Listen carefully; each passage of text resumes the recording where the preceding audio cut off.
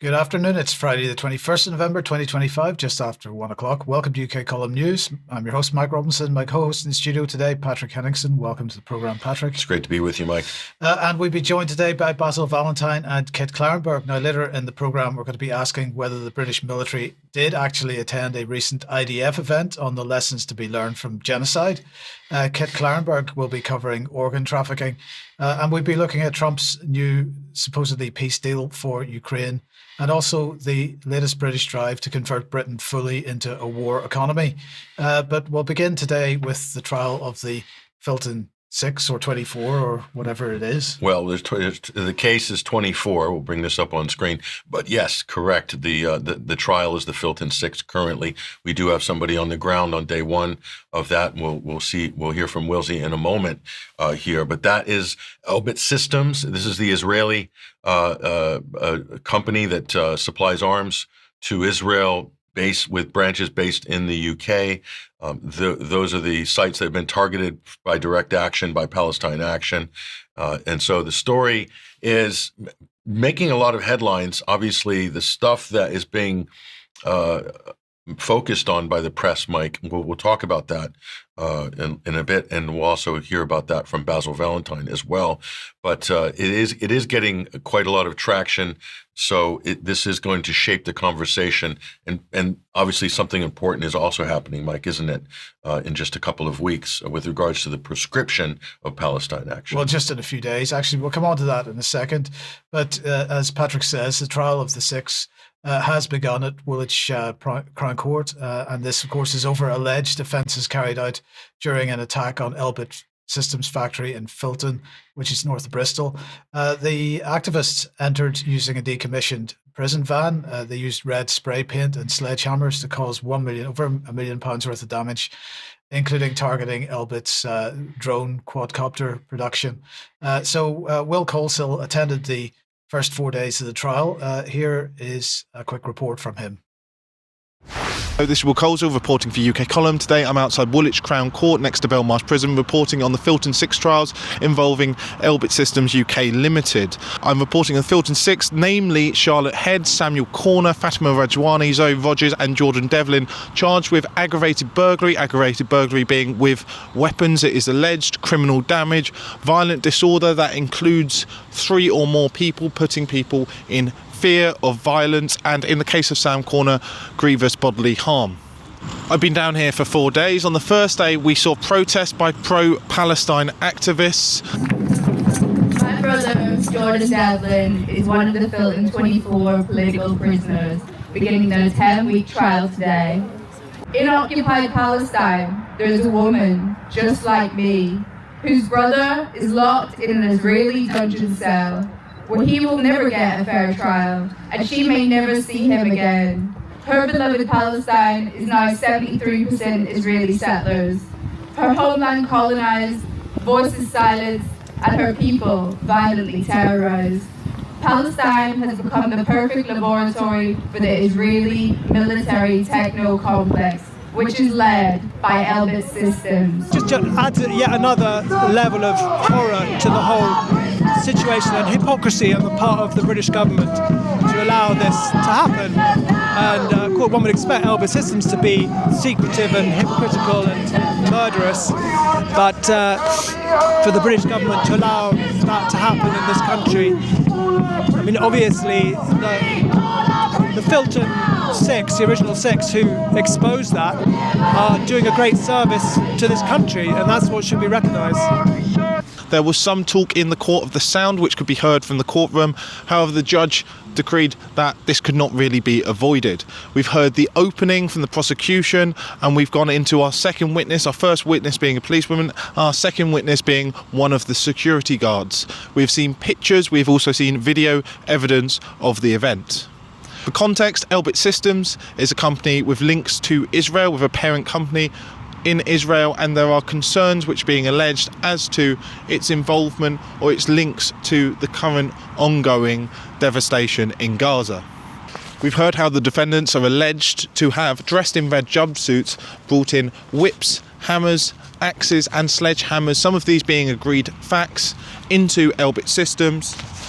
Police interviews by some of the defendants assert that they were not taken as weapons. However, with the planning of the events, the prosecution has said it has evidence of the planning and it has access to planning documents which it allegedly gained from some access to some of the defendants' telephones. We have seen damage to the building, computers smashed glass, smashed drones, what looked like drone operation units, a disabled toilet which was smashed, and red paint sprayed all over the place from fire extinguishers with the words Palestine written on them, which could be made out from the video evidence. Staff and some of the defendants faced off. There was shouting, there was swearing at the staff from what we've seen on video evidence, and we saw these items being raised, including the sledgehammers being raised over the heads. We also see what appeared to be the weapons being swung at the staff. Also from the video evidence, we've seen staff disarm some of the defendants, taking these items away from them, and we've also seen barricades being put up to trap staff in certain areas, which did not actually seem to be effective. When police arrived, we have seen a strike on video evidence, which appears to be performed by Sam Corner, bringing down a sledgehammer onto the back of a policewoman, which is alleged to have caused her a fractured spine. As I've said, we've heard testimony from one police officer. We have also heard from a Mr. Shaw, one of the 4 security guards on duty at the time. He was brought in as a temporary security guard, we heard, due to a hole being found in the fence. During events, Mr. Shaw today testified that he received a gash to the head which needed to be fixed with staples, and we saw in video evidence and pictures blood running down Mr. Shaw's face. We also heard about bruises all over his body, and we've seen pictures of these bruises with the chest, the bicep, the back, the shoulder.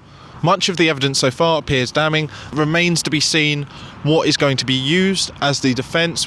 There may be wider implications of this event. The full trial is scheduled to take around 40 days. I will not be down here to cover all 40 days, but I do expect to be back to hear more of the defence, which arguments they're using, and almost definitely to cover the verdict. This is Will Coleshill reporting from Woolwich Crown Court for UK Column. So thanks to Will for that. There's clearly, Basil, if we can welcome you to the programme, clearly a lot more evidence to see here and here in the coming weeks. Obviously, we're hearing the president, Will's talking about the prosecution evidence at the moment. We haven't even begun the defence, and that may not happen for quite some time yet. So, I mean, what are your initial thoughts on what's happened so far? Well, it's the first time we've heard those details. They weren't in any previous police report or on any charge sheet. So, it's a revelation to all of us exactly what the case consists of. Just referring to the protesters outside, you may have noticed one of them held a banner referencing political interference in the case. And this is certainly an extremely important question, as is the treatment of the Filton Six and indeed the whole Filton 24 since their initial arrests, which were back in August of last year. So people have been held without a trial and without the possibility of parole already for 15 months, which in a case where the damage is 99% of the time only against property is already obviously a form of punishment. Those people will never get that time back. But on the subject of political interference, there have been revelations this week about high-level contacts between former Israeli ambassador and various Conservative Party grandees. And we can only speculate the extent to which this openly, avowedly Zionist government is being influenced by the Israel lobby to make an example of the protesters and activists disrupting the production of drones, which, let's remember, have been used in war crimes. The cases are almost without number. Drones playing the sound of babies crying in order to entice civilians into the street who are then shot at. That was just one of the things that's been going on. Drones used to shoot medical staff through the windows of hospitals. So there's a very clear moral case that Elbit has no business being in Britain, the question that the court will be asked to decide is whether or not the activists were preventing a bigger crime by undertaking the crime that they did. And that is likely to be the basis of their defense. The judge was very clear to the jury that they weren't to take into consideration the fact that the Palestine action had been prescribed already, that they were to judge the case on the evidence that's presented. My question, I'd be interested in your thoughts on whether that's even something which is possible, bearing in mind the amount of publicity there has been around this group over the last 6 or 8 months in particular. Well, that'll be up to the individual members of the jury themselves as to whether or not they feel in any way their opinions about the group are compromised by its subsequent prescription. On the question of the prescription of Palestine action, there has been an interesting development just in the last few hours, really, which is that Richard Barrett, former global director of counterterrorism MI5, has said that the prescription goes too far. He recently chaired a commission to examine UK terror law and concluded it was too broad and risked inconsistency, perceptions of unfairness, and the treatment of legitimate protest as terrorism because it relies heavily on executive discretion. Well, when that executive, as is the case with this present government, is avowedly and unashamedly on the side of well, in this case, the perpetrators of genocide, then can we really expect them to apply terror law without favour or without prejudice? And it seems that Mr. Barrett thinks not, and of course he's right. And this will no doubt be presented to the judicial review, which is looking into the legality of the prescription of Palestine action. I think that's a big dynamic here, Mike, is that this trial is happening now. They've been held on remand for 15 months. Right. And this is happening now after the prescription of Palestine. As you and Basil pointed out, that's been the public conversation before. So for a jury trial, this is potentially problematic. But what's worse is that while they're not being subject to terrorism charges, they're being treated in a due process framework that is for terrorism. In other words, the defendants are detained, not allowed communication with the other defendants, and also they're being kind of treated in sort of within that terrorism framework. The state is treating them as Category A prisoners, as it were. So I mean, it's.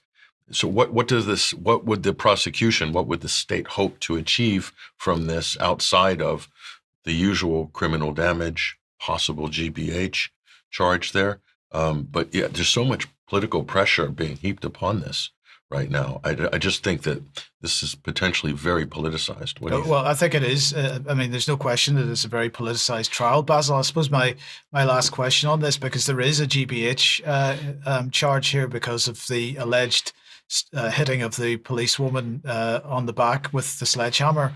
I mean, do you feel that there was a line crossed with that particular action? Well, I don't want to prejudice the case, and I haven't seen any of the evidence, so I couldn't possibly comment on an individual action. But to go back to the imprisonment, yes, Patrick's right. All 24 defendants were labelled high risk on arrival at HMP Bronzefield and Peterborough, placed under surveillance regimes normally reserved for violent offenders. Now, as you say, there may have been a violent act committed by one individual at one action. I don't know. That's for the court to decide. But nevertheless, all of them were placed under these high risk, maximum security conditions, despite the non-violent nature of the vast majority of the charges against them. It's reminiscent of the treatment of Julian Assange. And I wonder about access to legal counsel, because that's something that Julian Assange was not given. He wasn't given free access to his legal counsel, and even had his court documents taken by Serco guards during the hearings, where he lost all of his briefings and things like that. So all of that stuff happens, believe it or not, even in this great justice system that Britain has. So I wonder, it'll be interesting to hear more about what's going on with the defendants and behind the scenes, and are they afforded proper due process or not? That will be something certainly that we should be looking for, and hopefully our courts. Well, we hope so. And sorry, just one final comment. Will we ever know the extent to which the Israeli embassy, and by extension Tel Aviv, have put pressure on ministers to make an example of these people? That's a very good question. Maybe we'll go some way to answering that in a couple of minutes' time. But anyway, before we do that, and before we move on to other matters related to this, I just want to finish off here by saying that the trial itself, of course, as has already been said, is going to run for 10 weeks in total. It's going to run in parallel, as Patrick hinted at earlier, with the challenge to the prescription of Palestine Action, which is due to begin on the 25th of November. So, obviously that's going to go in parallel. These two cases are not supposed to interfere with each other at all. But yet they probably will. They may, yes. They already are, one would argue. But on this same topic here, there was a tragedy that happened as well related to this. We'll bring this up on screen. This is Mint Press News. A journalist died while covering the Filton 24 protests after an attack on the demonstrators by pro-Israel counter-protesters. And let's hear more about this. This was posted on Mint Press News' Facebook page just in the last day or so. David Lear passed away after collapsing outside HMP Pentonville on Saturday the 15th, and the incident occurred minutes after an alleged violent altercation involving a pro-Israel counter-protester during a solidarity demonstration for imprisoned Palestine Action activists, the Filton 24. The deceased, David Lear, had been identified as a well-known London community journalist, independent videographer who was documenting the protest. And the death is currently under investigation. So that happened. And so the results of this, and we'd like to get Basil's comment on this. This is quite an interesting one. It will be interesting to see if there is found to be any connection between the violent altercation with the Israeli counter-protester and this journalist who died of a heart attack. That should, in theory, Basil, raise to the level of mainstream coverage. What do you think? Well, I think it would almost certainly have been raised to the level of mainstream coverage had the pro-genocide protester collapsed and died. I think it would have been all over the national newspapers that what a tragedy this was, particularly if that individual was a certain faith. And no doubt it would have been used to demonize the protesters. But because it was somebody who was there in solidarity with Palestine Action, it has been dutifully buried by the corporate media. Unfortunate collateral damage, according to the mainstream media, not even worth a headline. Anyway, we'll keep an eye to see if they do get coverage on this. But there was another violent altercation, which Basil is aware of, and Crispin Flintoff, who has a great show and a great YouTube channel, he interviewed Nick Georges, and this happened in Surrey, Mike, recently. This was a 73-year-old protester, peace protester, protesting for Palestine, was attacked. And this is what he said. The interview is conducted in his car via web link. But listen to this, and where this conversation is going to go, it seems to be pretty obvious by the end of it. But let's roll this.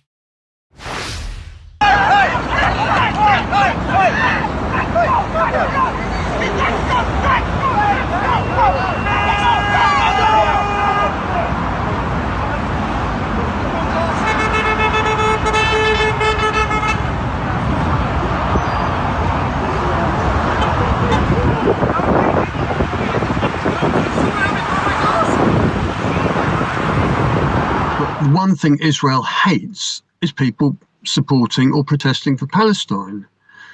Now, one way they can try and crush Palestine protesters in this country is via Tommy Robinson. Tommy Robinson is funded entirely by Israel. He's a huge fan of Israel. And in the last couple of months, we have noticed a dramatic rise in the violence and the aggression and the hatred with which we're being met. we're getting white, and obviously it's Zionists are still protesting against this, but now it's dramatically being taken over by white van man, your average white builder, and the amount of people in vans who have had literally windows wound fully down. They're half out their vans in their anger and their rage, giving us the finger, swearing abuse at us. And this increase has really been dramatic in the last month, maybe a couple of months. So something's definitely happened. And, it's getting very dangerous now to protest in Palestine, which is obviously the intention and the fear that they want to spread. Tommy Robinson had to go to court the other day, and he was interviewed before going to court saying, normally, he said, I crowdfund for these court things to pay for it. But he said, I don't have to worry this time because Elon Musk has said categorically he will fund my defence completely. So I'm sure Tommy Robinson has told all his people they can do what they like because they will get all the support they need when it comes to court, which is quite a chilling thought.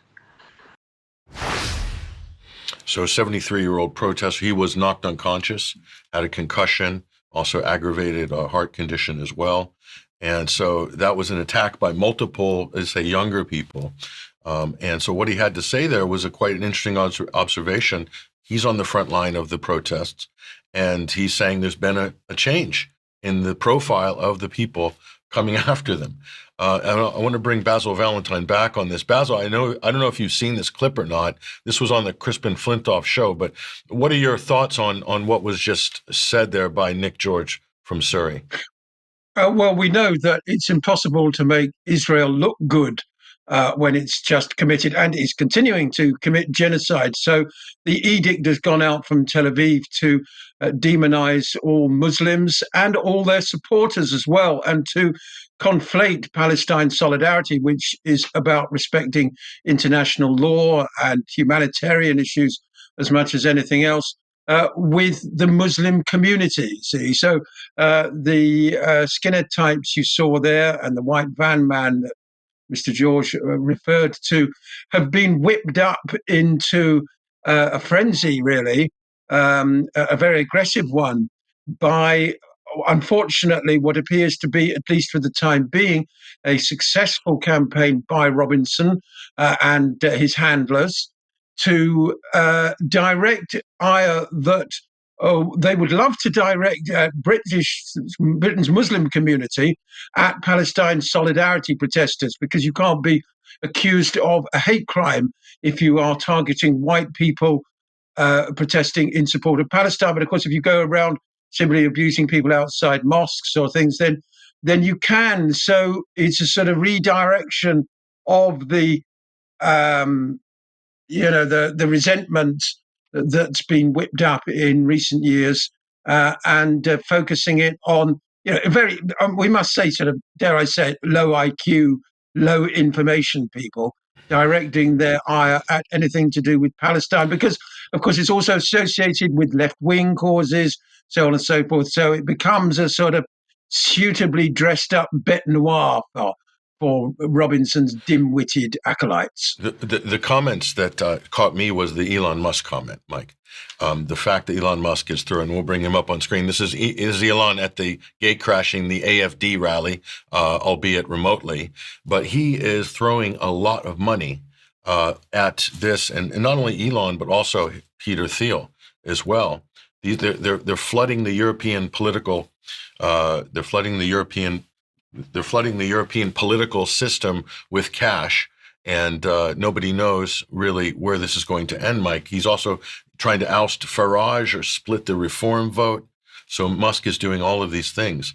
So that's the part. But we can't forget he's just been given $1 trillion by Tesla. So his salary has just been settled at $1 trillion. And this to me is massively dangerous. Whenever someone like that gets that sort of quantity of money, what's he going to do with it? He's not spending it on cars for himself. He's not spending it. He's spending it doing exactly this kind of activism, in inverted commas. There are the 20 baby mamas, but that's another story. But even they can't eat $1 trillion worth of food, So, but this is American money flooding into British and European politics, particularly into the sort of far right end of the political spectrum. Right. And that should really concern a lot of people. And it's what he said about their legal expenses being covered. I mean, imagine if that's an actual thing. That's the accusation by Nick George. If this is true, it is very disturbing. Right. So do you want to mention Farage again? Well, not really, but we just threw him up on screen to say this is all part of that equation as well. So we'll continue this political conversation in the coming weeks and months. But something happened with the IDF made an announcement, didn't they? They did. Let's just put that on screen. So on X a couple of days ago, or a week or so ago, the IDF posted an international seminar on operational lessons from the war across all arenas. Began today with senior commanders and officials from various militaries worldwide, led by the IDF. Participating countries include the United States, Canada, United Kingdom, Germany, Finland, India, Greece, Cyprus, Czech Republic, Hungary, Poland, Austria, Estonia, Japan, Morocco, Romania, Serbia, and Slovakia. And they said the purpose of the seminar is to strengthen cooperation, enhance familiarity with diverse operational approaches, exchange professional knowledge and experience between the participating militaries, and reinforce understanding of the IDF's activity. Now, we find this interesting that the UK was mentioned in that. So Charles wrote to the Ministry of Defence. Let's bring it on screen. Well, this was their response. They said no UK officials attended the event in question. That's a very interesting response. Well, we decided we wanted a bit of clarification on that. And so the clarification that the Ministry of Defence gave us was the invitation was not declined, but no UK officials were able to attend the event in question.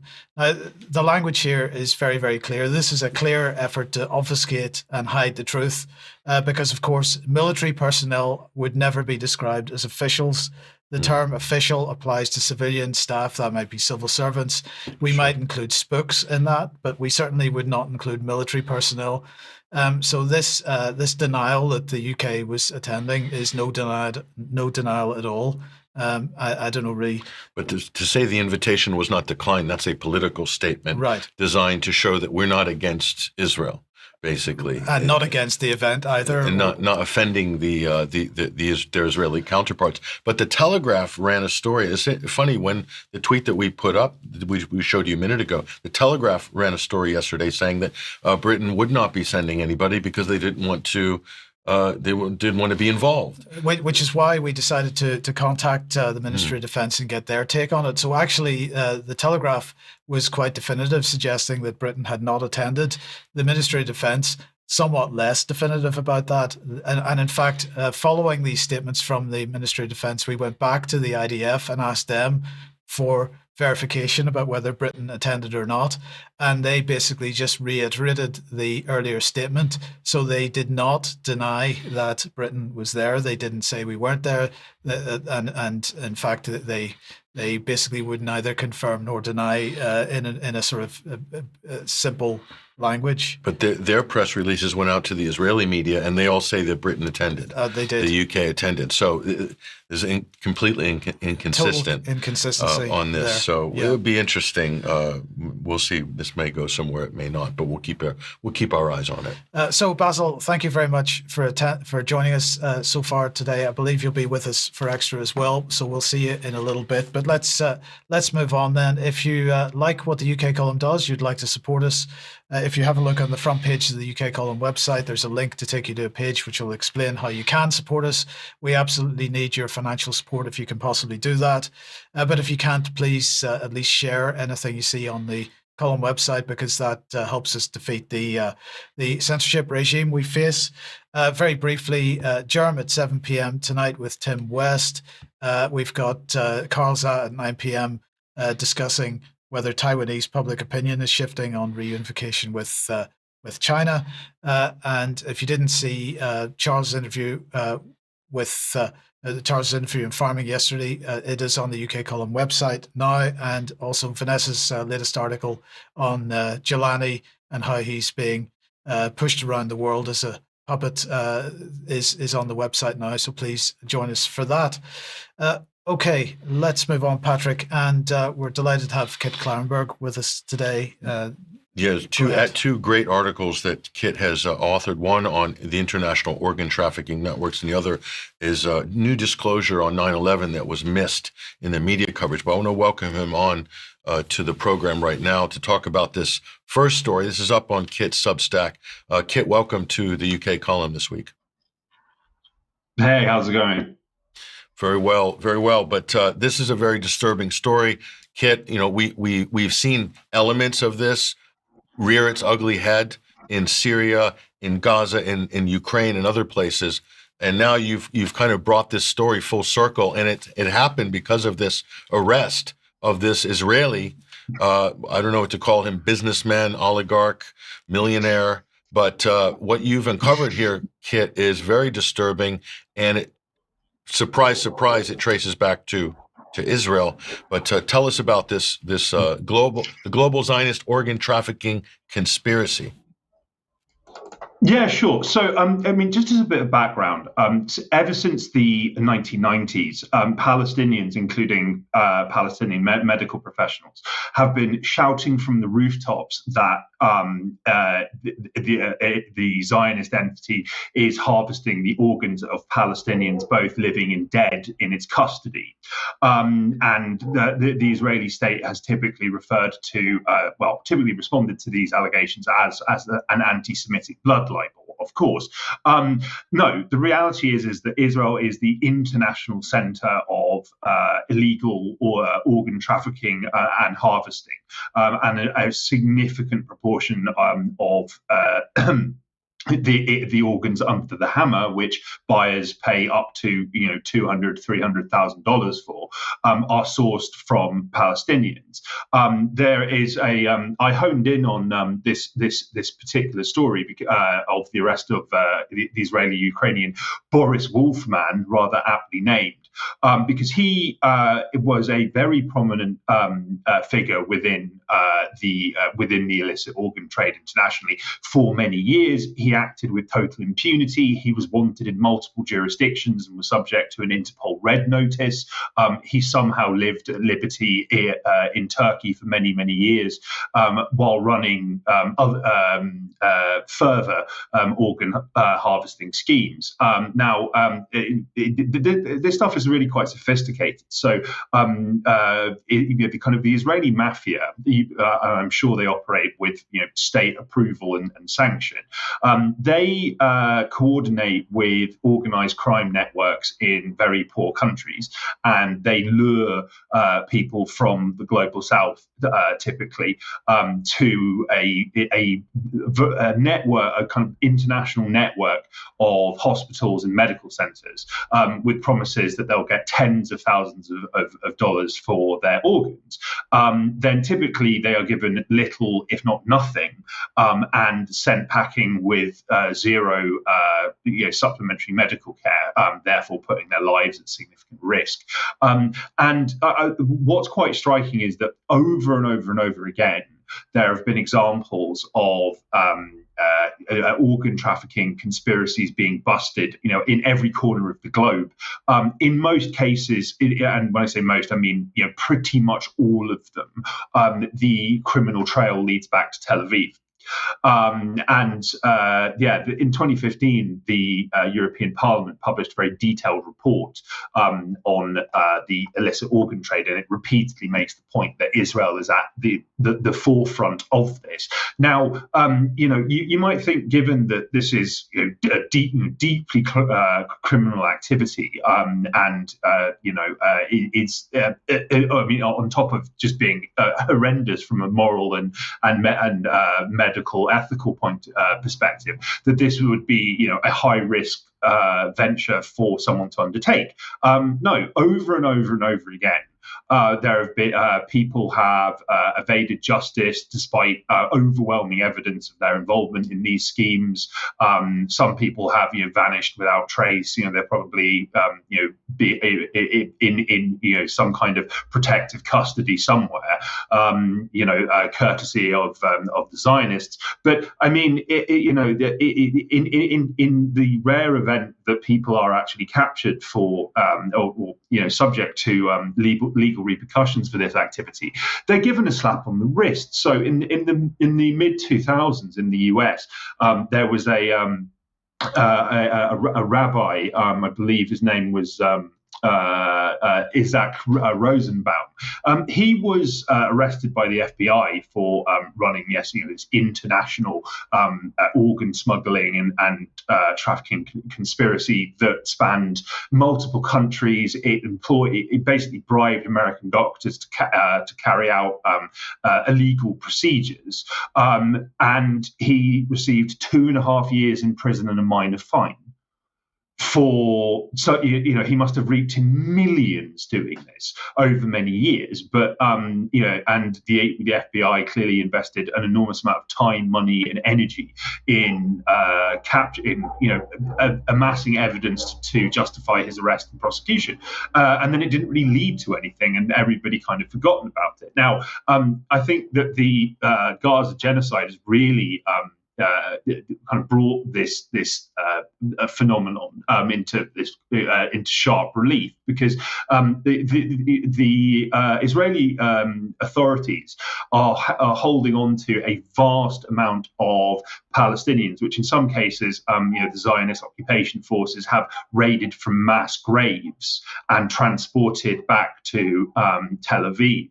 And on the rare occasions that these bodies are released to the friends and family and loved ones of people in question, they're usually so deformed that it's impossible to conduct autopsies and tell if their organs have been stolen, or they're delivered having been held at kind of -70 temperatures. So they're like this frozen block, and therefore medical examinations are again very difficult, if not impossible.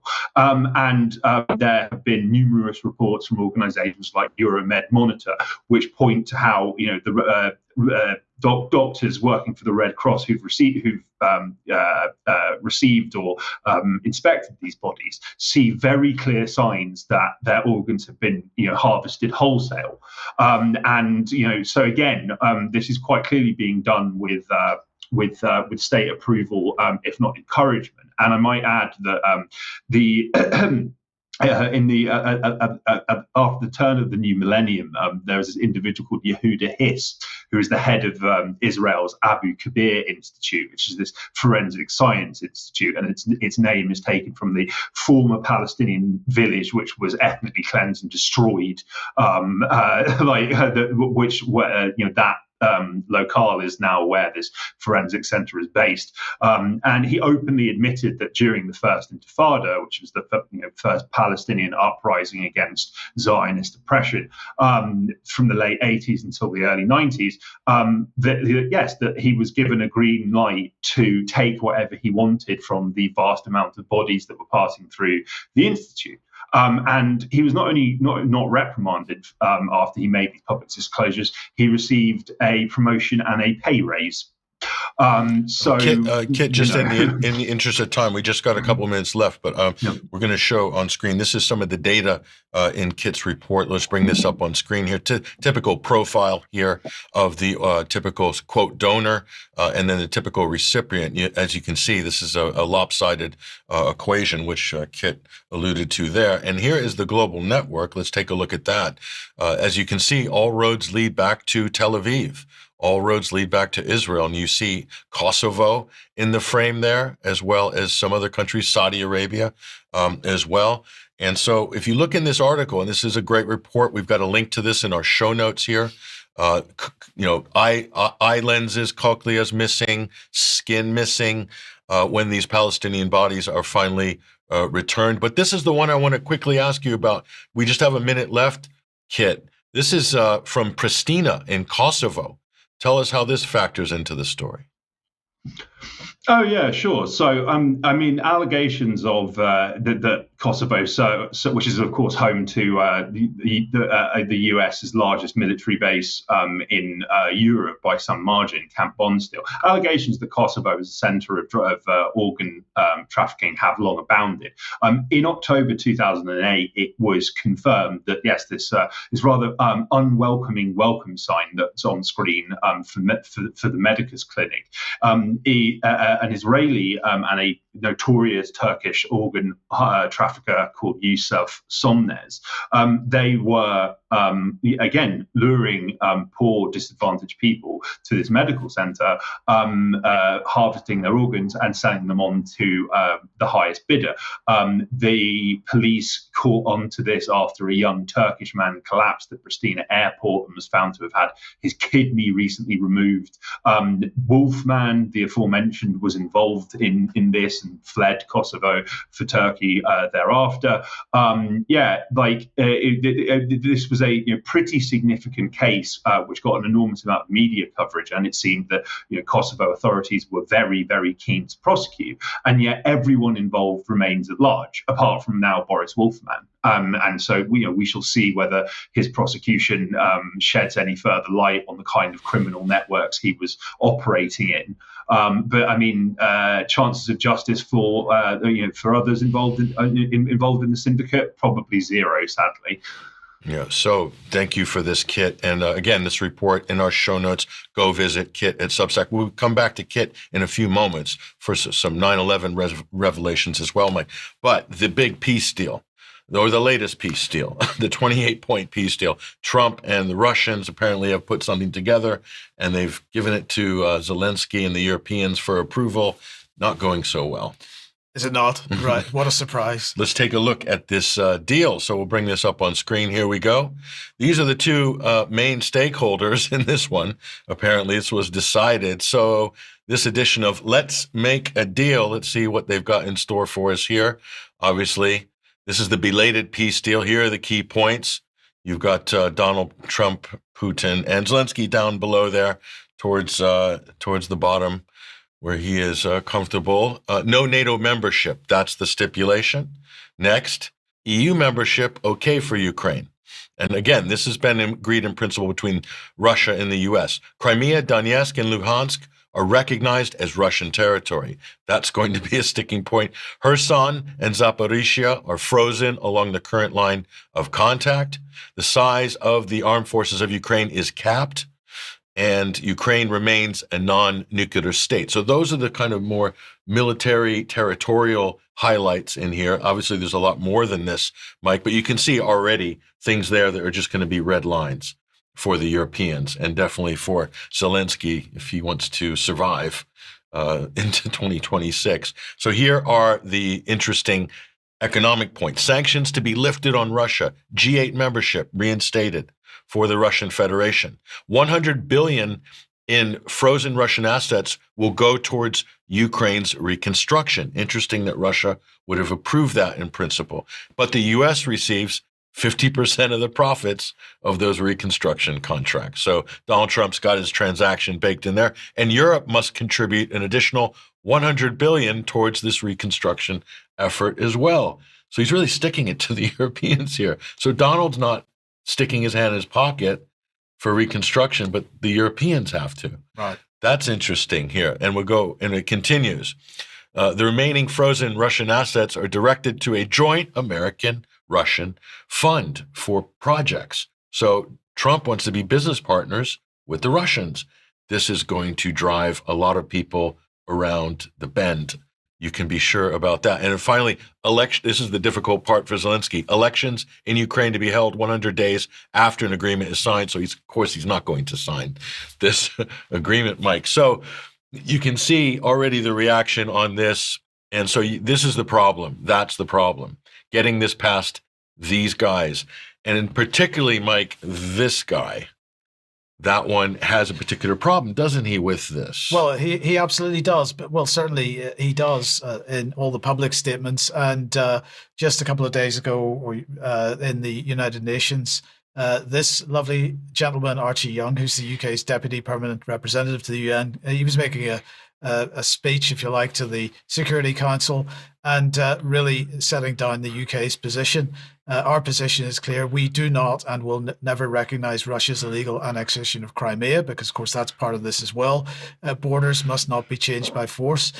Really? That's an unbelievably hypocritical position, is it not? We're going to come on to more British hypocrisy. Does that count? Does Kosovo count there? Well, perhaps we need to be returning some other borders that have been changed by force from the other side. And Hungary should get all its territory back after World War I as well. Well, that was sorted by force, wasn't it? How far back do we go? But if we put him back on screen, then he followed up by saying, "We deplore the worsening human rights situation, condemn the militarization of Crimea," because they keep pushing the same old narratives again, particularly which got your goat this morning, Patrick, including illegal mobilization of residents, disproportionate targeting of Crimean Tatars, and the militarization of children through paramilitary programs. This is the British propaganda rhetoric right here. Wait, go back to that one. Including illegal mobilization of residents? Yes. So in other words, if the residents want to raise a militia to defend their communities, that's illegal. And secede, doesn't that fall under Article 1 of self-determination of the UN Charter? I'm just saying.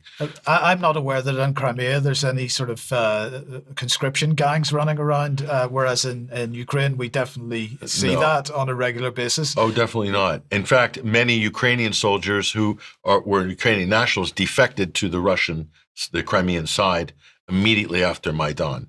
Hundreds, if not thousands, of people fell into that category. That's to say nothing about multiple referendums that Crimea attempted to secede from Ukraine after the Iron Curtain fell. Of course, no talk about that.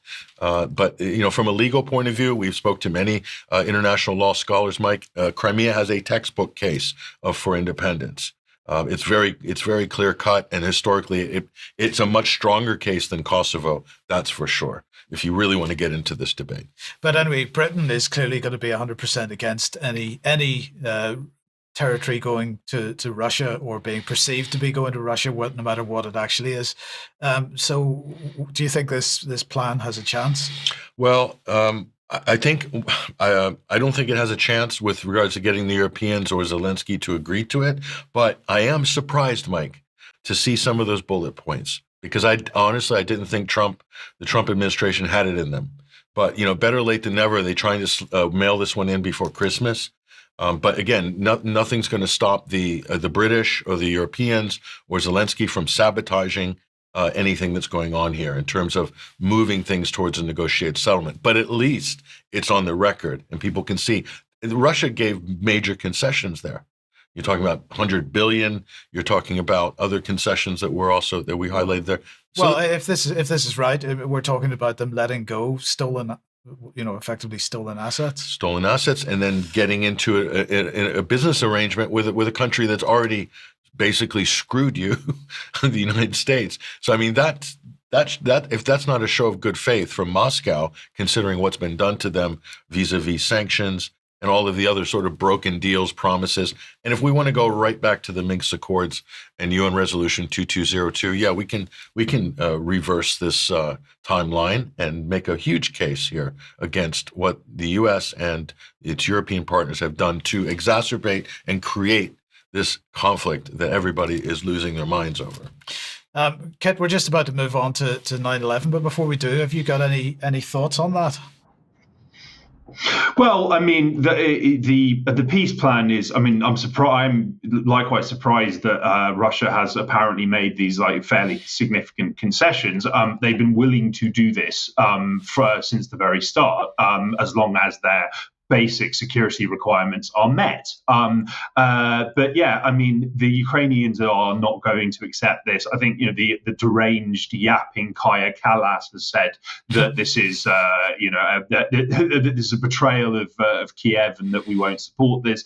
And I mean, the reality is that, if it was accepted by the Ukrainian side, there's probably going to be, an internal second Maidan led by fascist Western-backed, Azov right sector, all of these neo-Nazi paramilitary groups, and also the threat of massive blowback towards European countries, because they've been quote unquote stabbed in the back by their sponsors. So I'm highly unlikely this deal is going to go ahead. It's the best that Ukraine can get at this point. That I think perhaps we'll probably see fighting continue for maybe up to another year, and then go through the same cycle of Ukraine being offered an even worse deal, maybe where they get to keep Kiev. We shall see. But I mean, I zero optimism that this will go ahead. Yeah, it's interesting. I agree with Kit, by the way. We're going to do another round of this story in a year's time, and it's not going to be good for the Ukrainians by that time. But the subject of 9/11 has reared its head once again, September 11, 2001, and particularly, and I, again, don't mean to trigger anybody with this animation. I didn't realize it flew in like that, like a plane would fly in. The 19 hijackers of 9/11, 7 of which I believe were alive afterwards, which is another story anyway. But Kit has written a great piece on this. It's up on his Substack. Here it is. Court filings exposes 9/11 cover-up. Kit, we've got a few minutes left, but explain to us what you have discovered here, Kit, because I didn't see a lot of media coverage about this, but I'm glad that you highlighted it. Go ahead. Well, no, thank you very much, Patrick. Well, yeah, I mean, just in brief, like in April 2023, the Office of Military Commissions, which is the court which is charged with prosecuting 9/11 suspects like Khaled Sheikh Mohammed, it released this bombshell filing. It was released via FOI, which concluded that at least 2 of the alleged hijackers had been recruited by the CIA using the Saudis as a liaison.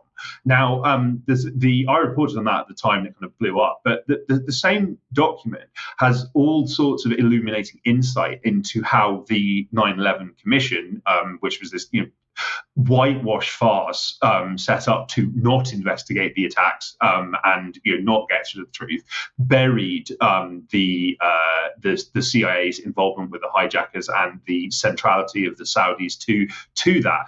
And yeah, I mean, I would urge, given that we're kind of push for time here, I would urge people to read the piece in full.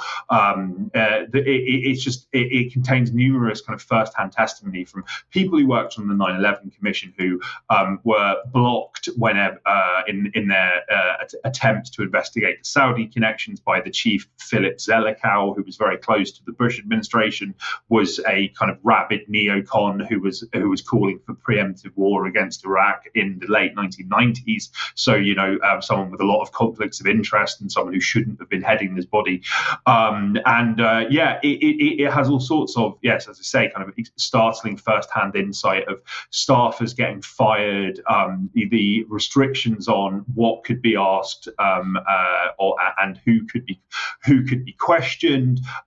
It was very, very clear that a lot of people on the commission were absolutely convinced that the Saudis were centrally implicated in what happened, and that they were doing this on the CIA's behalf to lend some kind of cover.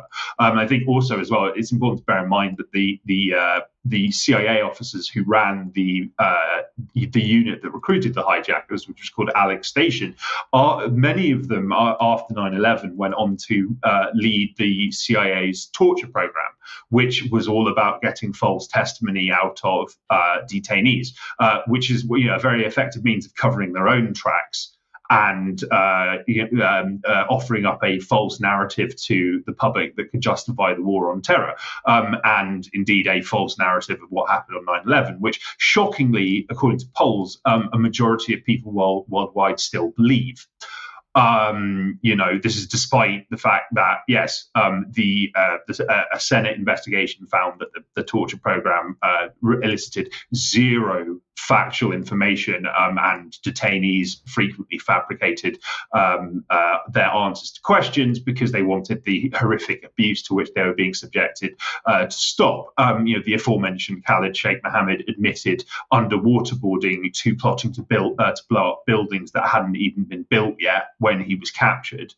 So like it's that level of farce. But I felt it necessary to write this because there's we are now, nearly 2.5 decades on from this kind of world-changing day, the effects of which we still feel.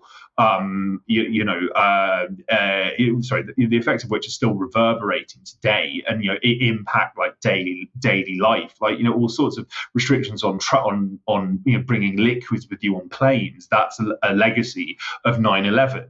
All of these completely ludicrous and unnecessary security measures that were implemented following the attack, most of them are still in place. The Patriot Act is, effectively still operational, and as we saw with COVID, people are pretty overwhelmingly willing to unquestionably accept more of this. More state intrusion, more curtailment on civil liberties, etc. Because they've been propagandized into believing there's a massive threat facing them, and all of this is necessary to protect them, which is quite worrying, really, and it's something that we need to fight back against as firmly as possible. Yeah, thank you, Kit, and thank you for highlighting this story. And, regardless of what you think happened on 9/11, everybody out there, the point is what's been highlighted here is that the so-called hijackers, this story doesn't even stack up, and completely infiltrated or handled by U.S. intelligence with Saudi intelligence, so forth. So the whole thing, like Nord Stream, and the super soldiers on the 50-foot yacht stinks to high heaven. But again, go to Kit Klarenberg's Global Delinquents. Go to kitklarenberg.com. It'll take you to his Substack page. We'll bring that up on screen here. That's Kit's main outlet, and some great reports here. I encourage everybody to read them, share them, and support this level of independent journalism. It's very, very important. But thank you very much, Kit. Kit will be joining us on Extra, we hope, as well. So, okay, let's finish off today with a little bit of propaganda. And British Secretary of State for War, as we would like to call him, John Healey, gave a big speech a couple of days ago to ramp up the anti-Russia propaganda. Now, this was done to justify more announcements on the war machine, which Britain is pivoting towards. We'll come back to this in a second. But here's what Healey had to say, or part of it at least. As I speak, a Russian spy ship, the Yantar, is on the edge of UK waters north of Scotland, having entered the UK's wider waters over the last few weeks. This is a vessel designed for gathering intelligence and mapping our undersea cables.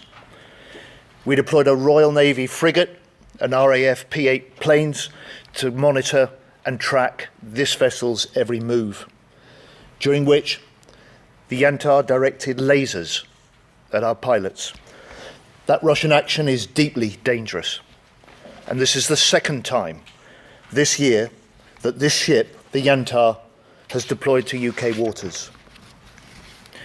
So my message to Russia and to Putin is this: we see you, we know what you're doing, and if the Yantar travels south this week, we are ready. And I want to praise the dedication and professionalism of our armed forces. They work 24/7 every day of the year to keep this nation safe.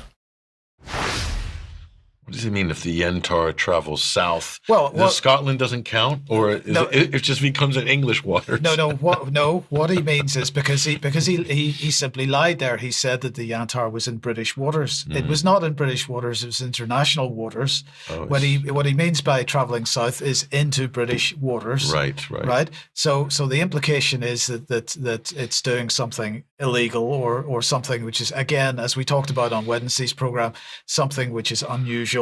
Laser attacks as well. Laser attacks, yeah. Is it talking about pen lasers? Because is that possible from a ship? If the cockpit is set on top of the plane, is that even possible? It's possible because the laser can bounce off it. But anyway, it doesn't matter. It happens often on civilian but the point here is Healey is determined to try to persuade us all that Russia is pursuing some kind of effort to attack, right? They're trying to justify some kind of Article 5 thing. That's one of the things they're trying to do. But just on this issue of the Yantar and what it's doing, Craig Murray here has posted this on X, and I think this is absolutely right. The Starmer government have rammed the hypocrisy dial up to 11. This was in September, and they're talking about here the massive hypocrisy of Healy's comments. This is the Norwegian frigate, the Tor Heyerdahl, because it went to the Barents Sea together with U.S. Navy's Arleigh-class destroyer, USS Ross, the British Royal Navy Auxiliary, RFA Tidespring, and the frigate HMS Sutherland. This was also supported by Danish support aircraft. And at the time, they said the vessel group will operate north of Finnmark and the Fisherman Peninsula in the course of the next few days. So, this is exactly the same type of scenario. But that's in Russian exclusive economic zone. But it's still in international waters, but it's certainly absolutely right up against first time Russian since territory. First time since the 1990s. Right. And so who's provoking who? The point is, we're provoking each other all the time. This is absolutely normal behavior, but Healy is attempting to persuade us that this is something that is not normal, that it's going above and beyond what's normal. But look, let's just finish this off by pointing out the sheer levels of propaganda. So BBC leading the charge, naturally. So stories like this one, WhatsApp messages have revealed how a prominent MEP for Nigel Farage's Brexit party took bribes as part of a pro-Russian influence campaign in the European Parliament. This is Nathan Gill, and they're saying that he went on to become leader of the Reform Party in Wales, that he's facing prison for taking money from an alleged pawn of the main security agency in Vladimir Putin's Russia, that he was paid thousands of pounds to give TV interviews in favour of a key Putin ally and to make speeches in the European Parliament between December 2018 and July 2019. So that's that one. What's the next one? Friday night drug deals helping Russian war machine, US crime agency wars. So buying cocaine on a Friday night in Britain can indirectly help Russian arms factories, according to the National Crime Agency. They said that a man linked to a Russian-led money laundering network operating in the UK had bought a bank in Kyrgyzstan, which was used to make payments on behalf of the Russian war machine. But hold on, Patrick. The biggest users of cocaine in the UK are found in the House of Commons, right? But cocaine on the toilet seats. This is what and internationally, the most commonly seen nose wipers are those found in trains to Kiev, are they not? So are these people supporting the Russian war effort? Is that what's going on? I guess they are. This is quite a stretch, isn't it? That recreational drug users on Friday night are somehow bankrolling Putin's war machine. Never mind the fact they should be sanctioned, all of them. Exactly. Never mind the fact that Europe is still buying oil from. But anyway, that doesn't matter. But getting back to Healy's speech, he went on to say this: that earlier in the year, the Prime Minister said security and defence, and I quote, is now the central organising principle of government, the pillar on which everything else falls. He talked about the forthcoming budget, and it's clear that this upcoming budget is going to be a war budget. And then he went on to say, so within this parliament, I want Britain to become the best place in the world to invest and grow a defence business. I want Britain's armed forces to be the fastest innovating military in NATO. And he said that the British government investment in defence, he hopes, is going to be matched by private investment, and our communities right across Britain to see working people with new skills, new jobs, and new hope for their families and their future, because the entire British economy is going to be based on blowing up people in other countries. War. Yes. Yeah, war. So, we've gone from good green jobs. You remember that? Yes. David Cameron, Blair. Now it's good defense jobs. No more good green jobs, I guess, just war jobs. So who is Britain defending itself against? Well, Russia. What about the French? Are they going to invade? Or maybe it's the boats. I don't know. I mean, I think some people have been taking too much cocaine, but anyway. It could. They're blaming the cold weather front as well on Russia somehow. So maybe they can do a wall against the cold wind coming from the beast from the east. You remember that? So, well, we're experiencing that at the moment, I think. But anyway, we will need to leave it there for today. Patrick, thank you. Thanks to Kit Klarenberg and to Basil Valentine. We'll be back in a few minutes. Our UK Column member for some UK Column News Extra. Otherwise, don't forget Jerem and Carl tonight. But have a great weekend. We'll see you Monday, 1 p.m. as usual. See you then. Bye-bye.